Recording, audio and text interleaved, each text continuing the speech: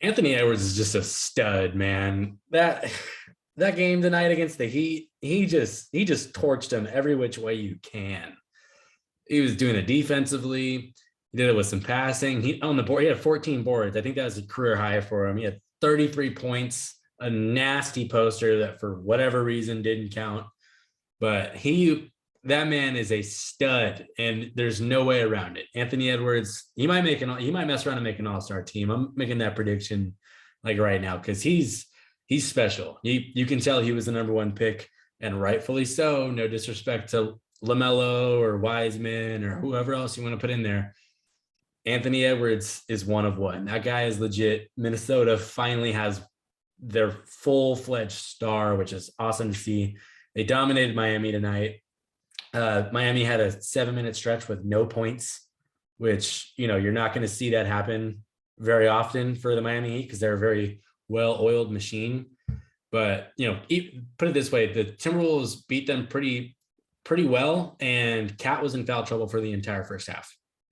I think like the Timberwolves went on like a 15-0 run in the third quarter when they did that 7-minute stretch that went into the fourth quarter and just absolutely iced him. D'Angelo Russell hit some big threes in that stretch to keep the lead growing. Malik Beasley off the bench, he had what I think at 29, almost 30, which I mean, from your 6-man off the bench, that is pretty much all you can ask for. And that's 6-man off the bench, put up 30. You're not gonna have any complaints about whatever else he did in the game, more than likely. And that's Minnesota's first 5-game win streak in like 7,000 years. It's insane. They actually only been like 4 or 5 years, but to not have a 5-game win streak in any point in time over half a decade, that's got to be something. So I'm happy for the Timberwolves fans. Happy that the Wolves, I'm really liking their team. I'm a Laker fan, so I got love for D'Angelo and Edwards. He's insane. Cat, I'm hoping for the best for him. That guy's been through an insane amount of stuff that I would never wish on people. But good win for them. Miami didn't really give themselves a shot. I mean, they had 21 turnovers. You're not going to win too many games where you have 21 turnovers and a 7-minute scoring drought. So they kind of, they had to come in. Maybe it was just they didn't like going from the palm trees and the beaches all the way up into the freezing snow and the frozen tundra in Minnesota. But Miami, they'll bounce back. I'm not worried about them, but good for Minnesota. Good dub. They played well. They earned it. And it's nice to see them on a win streak.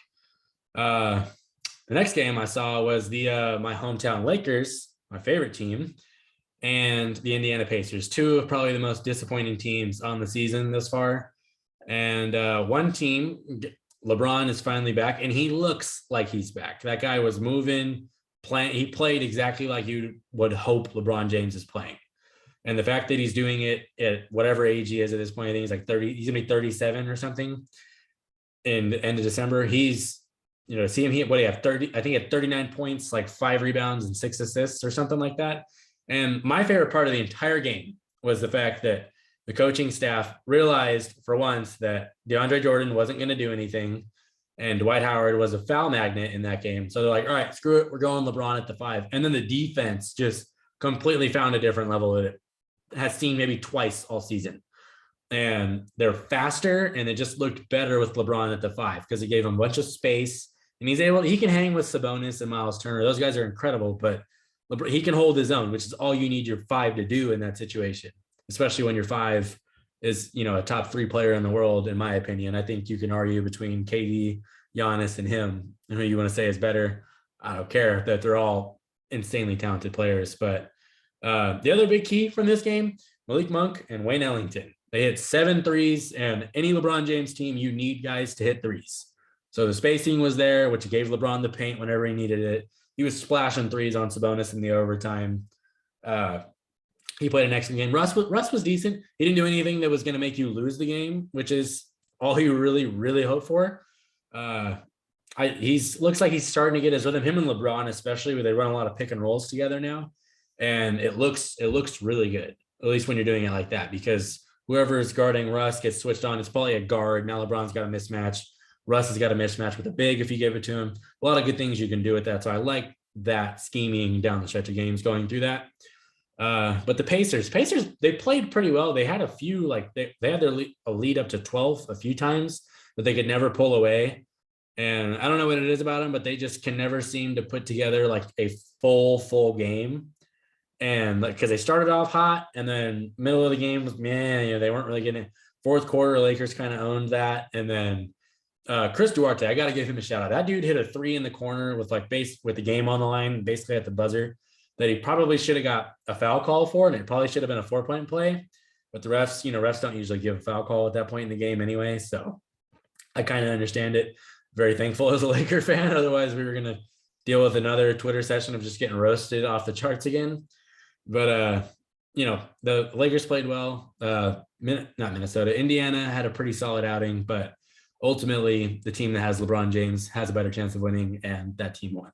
So I hope the Lakers can build on this, because AD wasn't playing. So once they need to get AD, Russ, and Bron all in the same court, playing at the same time and hitting their stride at the same time. So hopefully they can do that and get on a run and really get their continuity going. Because I think that's the biggest issue. They just haven't been healthy, and it's kind of really wrecked their season, along with a few other things. But they did what they needed to do tonight. They won in Indiana, and the road trip. They're going home now.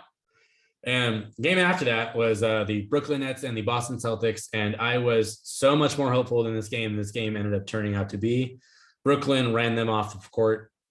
The Nets just look like a 1 seed and a team that deserves to be a 1 seed.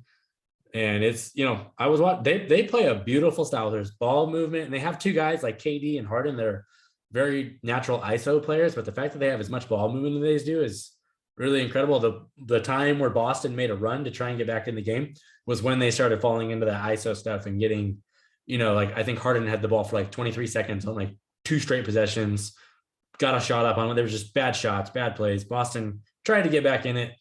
But when your 2 stars, Jaylen Brown and Jason Tatum, don't play very well, you're not going to have a very great chance of winning the game, especially when Kevin Durant plays well. Patty Mills hits 4,000 threes again. And then Lamarcus Aldridge looks like prime Lamarcus Aldridge, which, great for him. He had that heart condition. It's good to see him back on the court. So the fact that he's hitting mid-ranges like he's back in his prime and everything like that, it's good for Brooklyn, because they need that presence.